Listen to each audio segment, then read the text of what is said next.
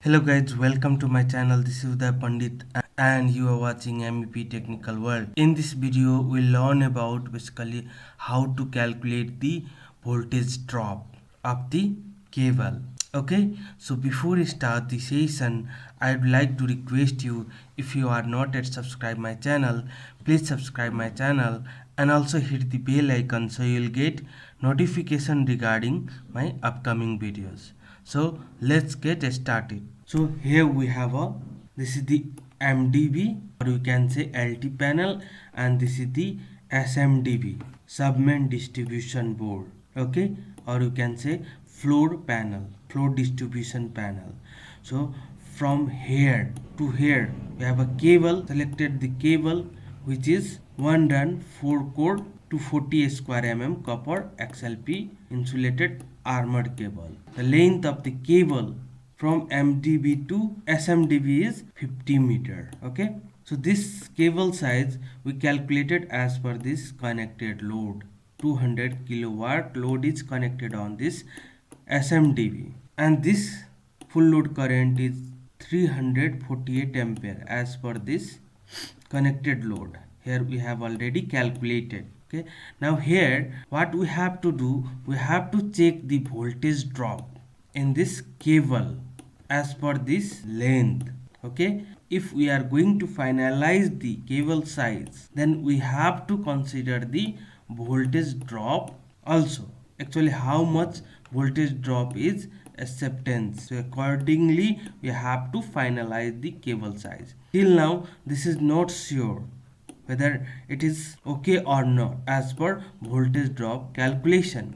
Okay, so first let's calculate the voltage drop calculation as per this length. Okay, so here we have already calculated the cable. So this is the 240 square as per this current, and here we have a voltage drop calculation. So what is the formula for voltage drop calculation? Here we have a VD, voltage drop, is equal to square root 3 into load current into length of the cable into resistance of the cable divided by 1000 into number of the runs.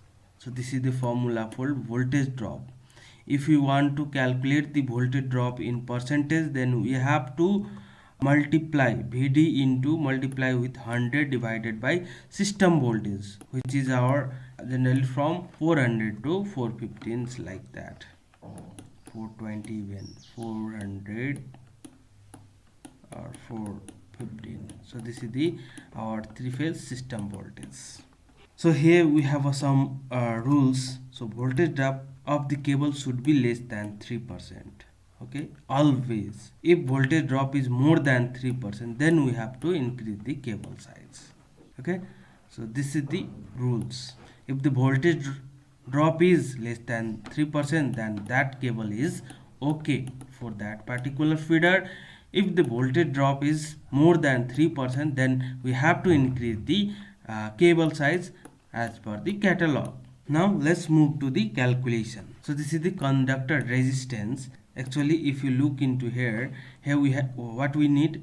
Square root 3 is already we have a value like 1.732, and load current we have already calculated as per the connected load, which is 200 kilowatt. Then length of the cable is already mentioned like 50 meter, and then resistance of the cable we can calculate it from the cable catalog.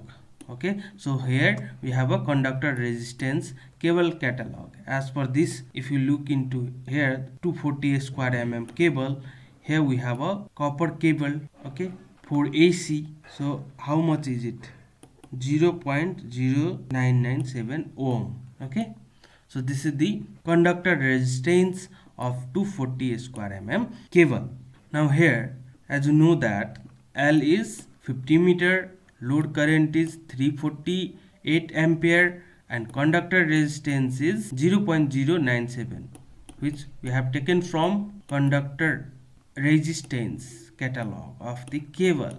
Okay, and here number of run is 1. Now let's put the value in this formula. This is the voltage drop formula, so let's put the value. So root 3 value is 1.732 and load current is 348 ampere, and length of the cable from MDB to SMDB is 50 meter, and resistance of the cable is 0.0977, and divided by 1000, this is the number of run, so number of run is 1, that's why we put 1. If we calculate all these, it will become 2944.365 divided by 1000. If we calculate it, it will become 2.94 voltage. Now let's calculate, this is the voltage drop, 2.94 voltage drop. Now let's calculate the voltage drop in percentage. So voltage drop in percentage, so this is the voltage drop into this is the actually voltage drop into 1000. If we are converted it into percentage, sorry, this is 100, and then divided by system voltage, which is 415. If you calculate it, it will become 0.17%. So voltage drop here, our calculated voltage drop percentage is actually less than 3%. Hence 240 square mm cable size is okay for this particular feeder as per the even 50 meter length. So here length is 50 meter and this is the cable. Here we have calculated voltage drop. So the calculated voltage drop in percentage is 0.17%, which is less than the 3%. So this can be acceptable. Okay, so this cable size is okay for this particular feeder, this feeder.